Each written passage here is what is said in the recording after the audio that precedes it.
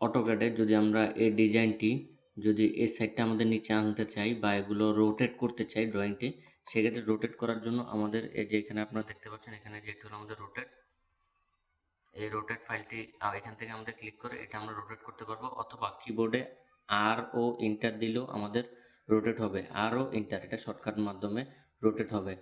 এখন যদি আমরা অফসেটের কাজ সম্পর্কে আসি, যেমন এই যে এখানে হলো আমাদের অফসেট, এই যেটা হলো আমাদের অফসেটের কাজ, যে সিম্বল তো আমাদের অফসেট।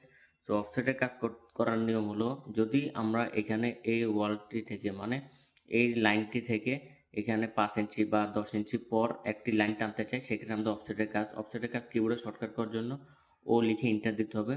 পরে এখানে এই লাইনটি সিলেক্ট করার পর এই লাইনটি থেকে এদিকে নাকি এদিকে কত ফিট দিতে হবে সেটা নির্ধারণ করে আমাদের অফসেটটি লাগবে। ঠিক এই লাইন থেকে ধরে আমরা এখানে 5 ইঞ্চি পরে লাইনটি দিব, সেক্ষেত্রে আমাদের অফসেটটি ব্যবহার করতে হবে।